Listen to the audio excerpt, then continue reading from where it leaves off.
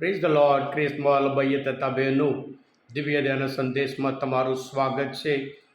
જૂન 22મી તારીખ શાસ્ત્ર પાઠ સાંભળીએ. માતીનો ગ્રંથ 6 અધ્યાય 24થી 34મી કલમ સુધી. આ સંદેશ સાંભળવા તમારા સૌ માટે અને તમારા પરિવારજનો વિશે પ્રાર્થના કરું છું કે તમે આજના શુભ સંદેશ મુજબ ચિંતા મુક્ત જીવન જીવો અને હંમેશા પ્રભુ પર આધાર રાખીને જીવો, જેથી કરી તમે હંમેશા સુખી જીવન જીવી શકો છો. ખ્રિસ્તમાં ભાઈ હતા બહેનો, આજના શુભ સંદેશ દ્વારા પ્રભુ ઈસુ આપણે બધા માટે એક આનંદનો સંદેશ, સુખી જીવન જીવવા માટેનો સંદેશ આપે છે કે આપણા જીવનનો આધાર એ ઈશ્વર છે. કશાની ચિંતા કરશો નહીં. ચિંતા વગર, પ્રોબ્લેમ વગર કદાચ બહુ ઓછા લોકો હોય છે, પણ ઈશ્વરની ડિક્શનરીમાં કાલનો શબ્દ નહીં. ઈશ્વર હંમેશા પ્લાનિંગમાં આજે જ એ વાત કરે છે. લૂકના ગ્રંથમાં 2 અધ્યાયમાં 11મી કલમમાં દેવદૂત કહે છે, આજે દાઉદના નગરમાં તમારો મુક્તિદાતા અવતર્યો છે. લૂકના ગ્રંથમાં 19 9મી કલમમાં પ્રભુ ઈસુ જાકીને કહે છે, આજે આ ઘરનો ઉદ્ધાર થયો. આ માણસ પણ અબ્રાહમનો વંશજ છે. લૂકના ગ્રંથમાં 23મો અધ્યાયમાં 43મી કલમમાં પ્રભુ ઈસુ જે જમણી બાજુ જે સારો છોર હતો એને કહે છે, તું આજે જ મારી સાથે પુણ્યલોકમાં હશે. એવી રીતે પ્રભુ હંમેશા આપણા માટે દરરોજ માટે પ્લાનિંગ કરે છે. હા ક્રિસ્માલ ભાઈ હતા બહેનો, આજના શુભ સંદેશમાં પ્રભુ ઈસુ બહુ સ્પષ્ટ સંદેશ આપે છે. ચિંતા કરી આપણે કશું પ્રાપ્ત કરી શકવા નહીં, અને ચિંતા કરી આપણા આયુષ્યમાં એક ક્ષણ પણ, આવરદામાં એક ક્ષણ પણ આપણે ઉમેરો કરી શકતા નથી. તો પછી શાની માટે ચિંતા કરો છો? ચિંતા તો જે લોકો ઈશ્વર ઉપર વિશ્વાસ ના રાખતા હોય એવા લોકો ચિંતા કરે છે. એમ કરીને પ્રભુ ઈસુ એક અદ્ભુત સંદેશ આપે છે. પ્રોબ્લેમ દરેકના જીવનમાં હોય છે.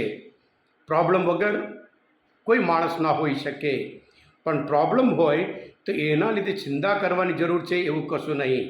પ્રોબ્લેમ હોય તો પણ આપણે ચિંતામુક્ત જીવન, આનંદમય જીવન જીવી શકીએ, જ્યારે ઈશ્વર ઉપર આપણે સંપૂર્ણ વિશ્વાસ રાખીએ.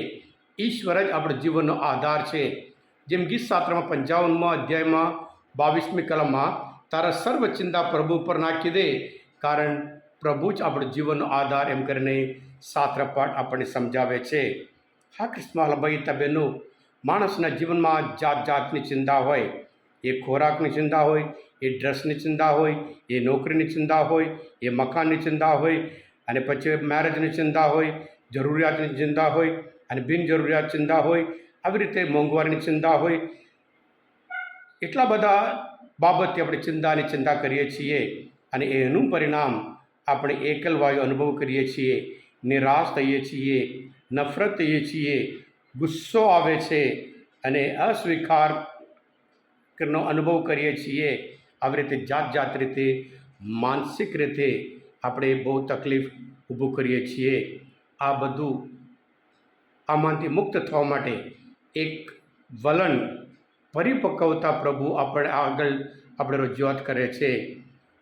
યશાના ગ્રંથમાં 49મો અધ્યાયમાં પ્રભુ કહે છે 15મી કલમમાં, કોઈ મા પોતાના બાળકને ભૂલી જઈ શકે ખરા? મા ભૂલી જાય તો પણ હું તમને કદી નહીં ભૂલું, એમ વચન આપે છે.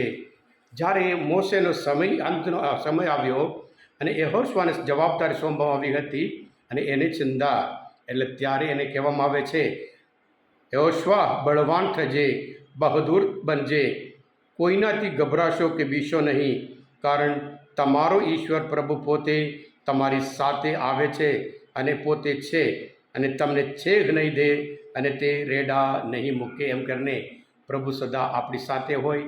આપણે કશાની ચિંતા કરવાની નથી, કારણ પ્રભુ આપણી એક જરૂરિયાત પૂરી પાડે છે, અને કાલની ચિંતા આપણે પ્રભુના હાથમાં જોડી દઈએ. પ્રભુ કહે છે, કાલ પોતાનું ફાડી લેશે. એટલે તમે ઈશ્વરના ધર્માચરણની પાછળ પડો, અને બીજું બધું તમને આપવામાં આવશે એમ કરીને પ્રભુ એક અદ્ભુત સંદેશ આપે છે. હા કૃષ્ણવાલા ભાઈ હતા બહેનો, આજના શાસ્ત્રપાઠ મુજબ હવે આપણે દરેકના જીવનમાં એવી પરિપક્વતા, એવું વલણ લાવીએ જેથી કરી જ્યારે વિશ્વાસ હોય ત્યારે પ્રભુ વધારે ને વધુ આપણે શક્તિ આપે છીએ. જ્યારે વિશ્વાસ હોય પ્રભુ આપણા જીવનમાં વધારે સમૃદ્ધિ આપે છે.